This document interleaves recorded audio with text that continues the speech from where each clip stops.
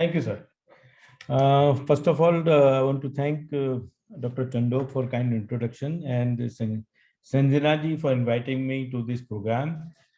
My association with this program goes, I think, more than a decade. और हर बार इस तरह के एक टीचिंग प्रोग्राम संजना जी और जो हमारी ऑर्गेनाइजेशन है वो मिलके करते हैं। उसका सबसे बड़ा फायदा ये है कि एक तो लोगों को बेसिक मसल के बारे में बताते हैं कि मसल क्या होती है, और मस्कुलर डिस्ट्रॉफी क्या होती है, कितने टाइप की होती है, और क्या मस्कुलर डिस्ट्रॉफी का कैसे उसको ट्रीट करना चाहिए, उसका प्रोग्रेशन कैसे होता है, फैमिली में कैसे रन करता है। अभी डॉक्टर घोष का जो लेक्चर था मैं सुन रहा था, तो it was a wonderful lecture. और उनका जितना बढ़िया जेनेटिक्स का नॉलेज तो मेरा नहीं है, and he is trying to do a very good effort कि जो हम सुना करते थे कि दुनिया की दूसरी यूनिवर्सिटीज में रिसर्च कर रहे हैं जेनेटिक्स के ऊपर, और इस तरह का तो कोशिश रहे कि हमारे देश में ही इस तरह का रिसर्च वर्क हो। और उस जब भी कोई रिसर्च वर्क होता है उसके दो बड़े फायदे होते हैं कि अगर जो रिसर्च का आउटकम अगर जो पॉजिटिव निकलता है तो जो हमारे देश के लोग हैं उनको सबसे बड़ा फायदा होता है, क्योंकि लो कॉस्ट होता है।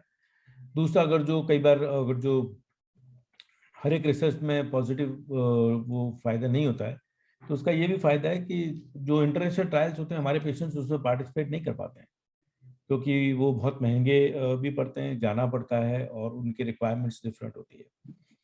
तो डॉक्टर घोष, डॉक्टर चंदो की जो जो जेनेटिक्स के मास्टर्स हैं, वो जब इंडिया में इस टाइप का रिसर्च करेंगे तो सबसे बड़ा फायदा मुझे लगता है कि हमारे हिंदुस्तान के जितने भी लोग हैं उनको इसका सबसे बड़ा फायदा होगा।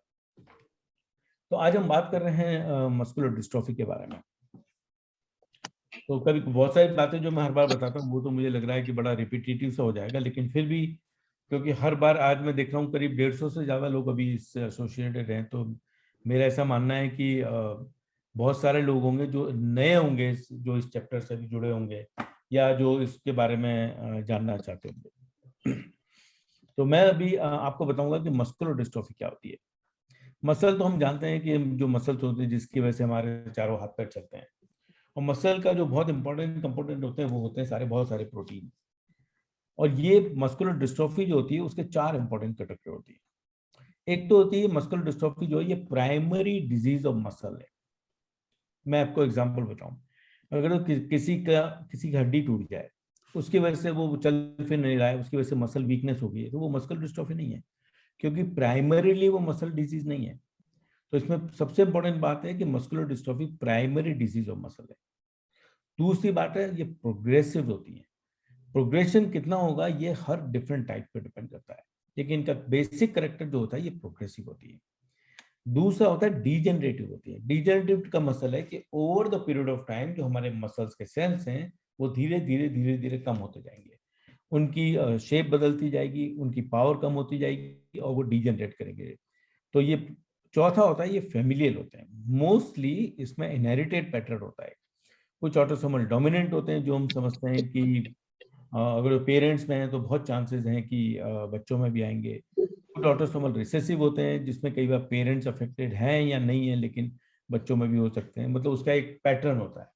कुछ एक्स लिंक होती है, जैसे कि क्लासिकली हम देखते हैं ड्यूशेन मस्कुलर डिस्ट्रॉफी है कि it will affect males only. हालांकि वो जीन डिफेक्ट फीमेल में भी होता है, लेकिन वो मैनिफेस्ट नहीं करता है, वो जेनेटिक कारण अलग है। लेकिन तो जैसे कि मामा को था अब मदर को नहीं है, लेकिन उनके बच्चे को दोबारा हो गया, तो ये एक तरह का एक्स लिंक पैटर्न होता है। तो ये उनका जो इनहेरिटेंस पैटर्न होता है। अगर हम किसी को मस्कुलर डिस्ट्रॉफी डायग्नोज करते हैं उसका क्या मतलब है? उसका मतलब ये है कि ये प्रोग्रेसिव डिजीज होगा। इसके बारे ट्रीटमेंट के बारे में तो हम बाद में जाके बात करेंगे।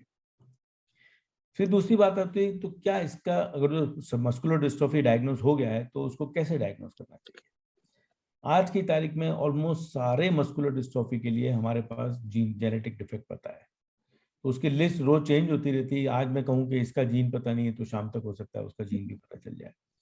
तो अगर जो और इंडिया में जेनेटिक फैसिलिटी अभी डॉक्टर चंडोक का इतना बड़ा लैब है, डॉक्टर घोष हैं, तो और भी बहुत सारे ऑर्गेनाइजेशन हैं जो आज की तारीख में जेनेटिक्स हमको अवेलेबल कराते हैं। तो अगर जो आपके डॉक्टर ने कहा है कि आपको कोई पर्टिकुलर टाइप का जेनेटिक डिफेक्ट, वो मस्कुलर डिस्ट्रोफी है, तो सबसे पहले डायग्नोसिस के बारे में ये बात करना चाहिए कि क्या इसका जेनेटिक टेस्ट अवेलेबल है। देखिए, दो तरीके से डायग्नोस करते हैं। एक तो क्लिनिकली हम देख के बताते हैं कि ये 8-10 साल का बच्चा है, इसको चलने में दिक्कत हो रही है, पैरों पे पंजे के ऊपर चलता है, इसकी पिंडलियां बहुत मोटी मोटी हो रही है, तो हम बोलते हैं ये क्लासिकली ड्यूशेन मस्कुलर डिस्ट्रोफी जैसा बच्चा है। तो एक जमाना था जब मसल बायोप्सी करते थे, डिस्ट्रोफिन जीन, डिस्ट्रोफिन जो है मसल के ऊपर हम टेस्ट करते थे और पता चलता था कि डिस्ट्रोफिन नेगेटिव है या कम है, तो ये ड्यूशेन मस्कुलर डिस्ट्रोफी है। अब प्रैक्टिकली हम लोग मसल बायोप्सी नहीं करते हैं। उस टाइम क्या होता था, बहुत सारे ऐसे बच्चे होते थे जिनका प्रेजेंटेशन तो ड्यूशेन मस्कुलर डिस्ट्रोफी जैसा होता था, लेकिन जब हम मसल बायोप्सी करके उसका जो डिस्ट्रोफिन देखते थे तो डिस्ट्रोफिन नॉर्मल होता था। अब ये मैं आपको बात बता रहा हूँ ऑलमोस्ट 25-30 साल पुरानी। तो ये वो बच्चे होते थे कि इनको हम बोलते थे कि ये डिस्ट्रोफिन तो नॉर्मल है, लेकिन ये प्रेजेंटेशन डिस्ट्रोफिन मस्कुलर डिस्ट्रोफी है, तो उसको बोला करते थे scar MD, SCAR-MD, severe childhood recessive muscular dystrophy. तो ये वो बच्चे होते थे जिसमें फीमेल भी होती थी और बॉयज भी होते थे, दोनों जेंडर में होता था। फिर जब रिसर्च आगे बढ़ी तो पता चला बहुत सारे बच्चे जो हैं ये सार्कोग्लाइकोपेथी, ये एक टाइप का मस्कुलर डिस्ट्रोफी है। तो अभी बहुत सारी टाइप हैं जिनके अलग अलग टाइप के मस्कुलर डिस्ट्रोफीज हैं, उसमें अलग अलग जो है प्रोटीन डिफेक्ट है और जीन डिफेक्ट है। आप ये सवाल पूछेंगे ये सब जानने की क्या जरूरत है, जब आप बोलते हैं कि अगर मस्कुलर डिस्ट्रॉफी है उम्र के साथ बढ़ेगी और इसका मोस्ट ऑफ देम का कोई ऐसा परमानेंट हमारे पास इलाज नहीं है, लेकिन जेनेटिक्स अभी इतना ज़्यादा एडवांस होता जा रहा है और जीन थेरेपी और दूसरी टाइप की जो थेरेपी है, तो अगर जो इतने सारे, तो हमको ये जानने की क्या जरूरत है कि कौन सा टाइप का मस्कुलर डिस्ट्रॉफी है। उसके बहुत सारे कारण हैं। सबसे पहला कारण तो ये है, अगर मैं आपको बोलूं कि आप एक बस में बोर्ड कर लीजिए तो आप सबसे पहले पूछेंगे कहाँ जाना है। उसी तरह से अगर जो आपको मस्कुलर डिस्ट्रॉफी के इलाज के बारे में बात करेंगे तो सबसे पहला सवाल आएगा कौन से टाइप का मस्कुलर डिस्ट्रॉफी है, ये जानने के लिए कि कौन से टाइप का मस्कुलर डिस्ट्रॉफी है, क्योंकि हर टाइप का मस्कुलर डिस्ट्रॉफी का प्रोग्रेशन अलग है, उसके कॉम्प्लिकेशंस अलग हैं। कुछ मस्कुलर डिस्ट्रॉफी जो हम डायग्नोज करते हैं वो सालों साल पेशेंट जो है ऑलमोस्ट नॉर्मल लाइफ जीते रहते हैं। कुछ मस्कुलर डिस्ट्रॉफी जो हमको पता है कि हमको ये अगले 5 साल में या अगले 10 साल में उनकी बीमारी बहुत सीवियरली बढ़ेगी। कुछ मस्कुलर डिस्ट्रॉफी होती है जिसमें हम बोलते हैं कि पर्टिकुलर टाइप का ये डिफेक्ट रहेगा। फॉर एग्जाम्पल बताऊं कि जैसे रेस्पिरेटरी इन्वायरमेंट, तो कुछ जो मस्कुलर डिस्ट्रॉफी होती है जिनमें रेस्पिरेटरी इन्वायरमेंट बहुत जल्दी हो जाता है। तो ये अगर जो हमको तब पता चलेगा जब हम ये जान लें कि शुरुआत में ही कि कौन से टाइप का मस्कुलर डिस्ट्रॉफी है, जिसके लिए जेनेटिक टेस्ट करना एक सबसे आसान तरीका हो गया है। बहुत सी जगह जहाँ जेनेटिक्स टेस्ट अवेलेबल नहीं है या अफोर्डेबिलिटी नहीं है, तो गवर्नमेंट इंस्टीट्यूशंस हैं जहाँ पे मसल बायोप्सी करना आसान और सस्ता पड़ता है। तो उसमें फिर वो जितने अवेलेबल बहुत सारे इम्यूनोहिस्टोकेमिस्ट्री करके आज की तारीख में हम लोग पता कर सकते हैं ये कौन से टाइप का है। दूसरी बात ये भी जानना जरूरी है कि क्या ये आनुवंशिक है, कि अगर जो किसी एल्डरली जेंटलमैन या लेडी को है तो वो ये सबसे पहला उनका सवाल ये होता है कि क्या अगर जो हम फैमिली प्लानिंग करेंगे तो हमारे बच्चों में होगा। तो फिर वही लौट के आ जाते हैं हम, तो हमको ये जानना पड़ता है कि सबसे पहले तो हम ये जाने कि आपको मस्कुलर डिस्ट्रॉफी है कौन से टाइप का। तो इसी तरह से जैसे बच्चे को पैदा होते ही हम नामकरण करते हैं जिससे कि उसको हम उस नाम से बुला सकें, तो इसी तरह से अगर जो किसी को मस्कुलर डिस्ट्रॉफी हम डायग्नोस करते हैं तो ये कोशिश करनी चाहिए कि उसका डायग्नोसिस हो जाए। और ये बड़ा मैं कॉमनली देखता हूँ, जो मेरे पास पेशेंट लेके आते हैं उनका डायग्नोसिस नहीं होता, उनको ये बताया जाता है मस्कुलर डिस्ट्रॉफी है, और उसके लिए वो जो भी प्रयास करते हैं वो अच्छी बात है, लेकिन उनका फाइनल डायग्नोसिस नहीं होता है। क्योंकि फाइनल डायग्नोसिस बहुत सी मस्कुलर डिस्ट्रॉफी बड़ी एक सी लगती है, लेकिन एक मस्कुलर डिस्ट्रॉफी जो मैं कहूंगा कि नहीं नहीं आपको चिंता करने की जरूरत नहीं है, आप 10-15 साल अपना काम 10-15 साल अभी आप जो है अपना नॉर्मल लाइफ जी पाएंगे, अपना काम कर पाएंगे। उसके बजाय कुछ मस्कुलर डिस्ट्रॉफी होती है जो हम जो जेनेटिक डिफेक्ट है तो हम कहते हैं कि ये थोड़ी डिफिकल्ट वाली मस्कुलर डिस्ट्रॉफी है, इसमें आपका प्रोग्रेशन थोड़ा फास्ट होगा। तीसरी बात ये आती है कि जब हम ट्रीटमेंट के बारे में बात करें, जेनेटिक्स के बारे में अब ज्यादा नहीं बोलूंगा क्योंकि डॉक्टर घोष का इतना बढ़िया लेक्चर था। मेरे ख्याल से ये ऐसा लेक्चर था जो कि बहुत हाई लेवल का लेक्चर था, और बहुत सारे अगर जो डॉक्टर्स हमारे ग्रुप में सुन रहे हैं तो मेरे लिए भी बड़ा एनरिचिंग लेक्चर था वो, क्योंकि मैं इतना डिटेल में जेनेटिक्स और उसके बारे में नहीं पढ़ पाता हूँ। तो मैनेजमेंट की जहां तक बात आती है तो एक तो आपने डायग्नोसिस कर दिया, दूसरी बात आती है अब हम क्या करें उसके आगे। तो उसमें सबसे इम्पोर्टेंट आज की तारीख में जो रोल होता है वो होता है एक्सरसाइज का, और जिसके लिए मैं संजना जी को बहुत हर बार इस बात के लिए बधाई देता हूँ और धन्यवाद भी देता हूँ कि आपने ऐसा एक डेडिकेटेड हिंदुस्तान के लिए एक सेंटर बनाया है जो इन बीमारियों को बहुत अच्छा समझते हैं। आपको पता है कौन सी पर्टिकुलर टाइप की मस्कुलर डिस्ट्रॉफी में कौन सी एक्सरसाइज करने से ज्यादा फायदा होगा। मैं आपको एग्जांपल बताऊं, अगर आपको पहलवानी करने जाना है तो आप जो है वो बैडमिंटन वाली एक्सरसाइज नहीं कर सकते, या बैडमिंटन खेलते हैं तो आप एथलीट वाली एक्सरसाइज नहीं कर सकते। तो इसी तरह से कौन सी टाइप की मस्कुलर डिस्ट्रॉफी है, और मस्कुलर डिस्ट्रॉफी का एक बड़ा पिक्यूलर पैटर्न होता है। मैं आपको एग्जांपल बताऊं कि अगर तो मेरा हाथ है तो मेरे हाथ में मुट्ठी बंद करने की मसल वीक हो सकती है, लेकिन खोलने वाली हो सकता है मसल वीक ना हो। तो ये डिफरेंशियल होता है, ये डिफरेंशियल वीकनेस होती है। थाई में अगर तो देखूंगा, थाई की medial part of muscle weakness हो सकती है, लेटरल पार्ट की हो सकता है वीकनेस ना हो। और मान लो मैं लेटरल पार्ट की एक्सरसाइज करने जा रहा हूँ तो मुझे फायदा नहीं होगा। तो हर मस्कुलर डिस्ट्रॉफी का एक मसल का पैटर्न होता है जो हमको आइडेंटिफाई करना पड़ता है, और उस मसल के पैटर्न के हिसाब से एक्सरसाइज करना पड़ता है। कुछ लोग बोलते हैं मैं एक्सरसाइज करता हूँ 5-10 मिनट सुबह करता हूँ, 5-10 मिनट शाम को करता हूँ। तो मेरा उनको एक बड़ा मजाक में बोलता हूँ कि आपको एक्सरसाइज पहलवानों की तरह करना है, क्योंकि ये इसके लिए एक जोक भी सुनाता हूँ मैं।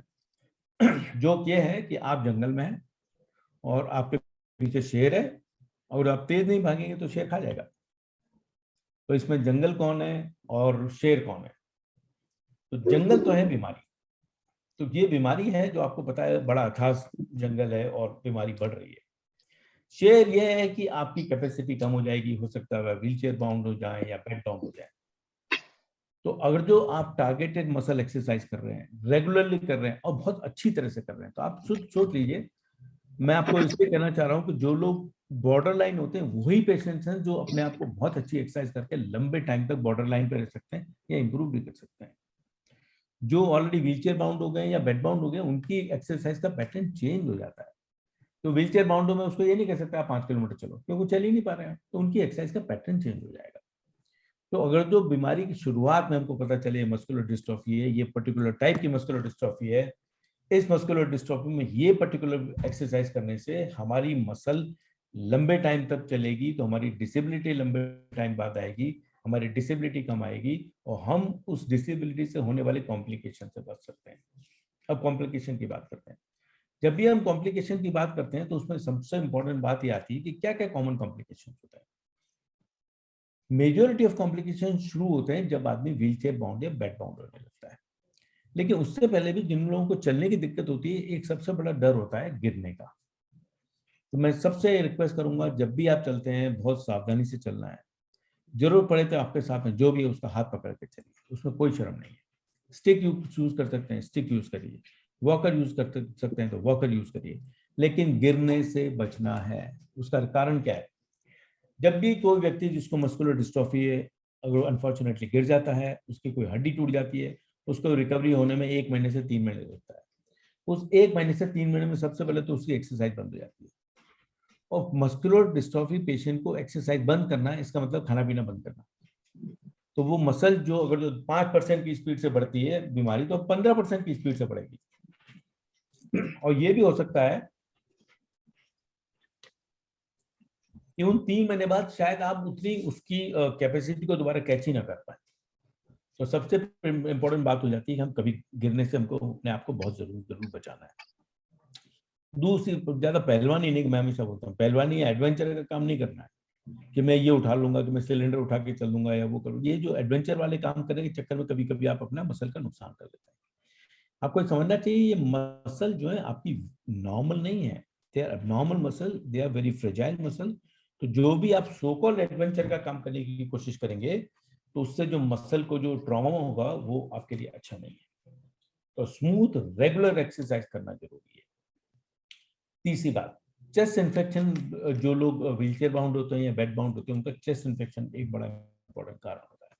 तो मैं आप सबको जो जो जिनकी बीमारी थोड़ी बड़ी है या जिनको बार बार खांसी जुकाम होता रहता है, उन सबसे रिक्वेस्ट करूंगा कि अपने टीचिंग डॉक्टर से बात कर रहे हैं कि आपको हर साल एक जो वायरस के लिए हम वैक्सीन लगाते हैं वो लगवाएं। वो वैक्सीन जो है अगस्त और सितंबर के आसपास हर साल नया बैच आता है। बहुत सारी कंपनियां जो इन्फ्लुएंजा वैक्सीन बोलते हैं वो बोलते हैं, और मैंने देखा है जो लोग हर साल ये वैक्सीन लगाते हैं तो उनको विंटर में इन्फेक्शन होने के चांसेस कम हो जाते हैं। जब इन्फेक्शन होने के चांसेस कम हो जाते हैं, आपका लंग कंप्लायंस अच्छा रहता है, आपके कॉम्प्लिकेशन कम होता है। जब वैक्सीन की बात कर रहा हूं तो एक और बात बताऊंगा कि एक और वैक्सीन आता है जो कि न्यूमोकोकल वैक्सीन होता है, जो कि 5 साल में एक बार लगता है। तो वो आपके टीचिंग डॉक्टर से आप बात करके ये भी डिस्कस करिए। तो 2 वैक्सीन लगाने हैं, न्यूमोकोकल वैक्सीन और इन्फ्लुएंजा वैक्सीन। न्यूमोकोकल वैक्सीन जो होगा वो 5 साल में एक बार लगेगा। इन्फ्लुएंजा वैक्सीन होगा जो वो हर साल अगस्त सितंबर अक्टूबर के आसपास सारी कंपनियां नया बैच लॉन्च करती हैं, जिसमें पूरा पिछले सालों के वायरस भी इंक्लूड हो जाते हैं। तो वो आपके लिए अच्छी बात है। जैसे अब जो नए जितने वैक्सीन आ रहे हैं उसमें वो लोग, मैंने सुना है कि कोरोना के जीन्स को भी कवर करते हैं, तो आप उससे भी आप एक बचे रहेंगे। आप कभी भी इन्फेक्शन हो जाए तो उसको फास्ट ट्रीट करना चाहिए। और जिसको लंग इन्फेक्शन हो रहा है तो उसको वेट नहीं करना चाहिए। नॉर्मल आदमी सोचता है चलो गर्म पानी के गरारे कर ले लिया, घर की पैरासीटामोल खा लियो, ठीक हो जाएंगे। वो नॉर्मल आदमी कई बार कर लेता है, वो एक्सेप्टेबल भी है। लेकिन जिन लोगों को मस्कुलर डिस्ट्रॉफी है उनको इमीडिएटली डॉक्टर से बात करके एडिक्वेट ट्रीटमेंट लेना चाहिए, क्योंकि उनकी अगर जो चेस्ट इन्फेक्शन हो जाएगा, बिकॉज चेस्ट की जो मसल्स हैं वो इतनी स्ट्रांग नहीं है, तो हो सकता है उनकी रिकवरी थोड़ा सा टाइम ले ले। और ये सबसे बड़ा नुकसान ये होता है, कोई भी किसी भी तरह की बीमारी होती है, चाहे चेस्ट इन्फेक्शन हो, फीवर हो, तो सबसे पहले आपकी एक्सरसाइज शुरू हो जाती है। और एक्सरसाइज मसल का खाना है, तो एक तरह से आपने मसल को खाना देना बंद कर दिया है, और उसका इम्प्लीकेशन क्या होता है मैं आपको बता चुका हूँ।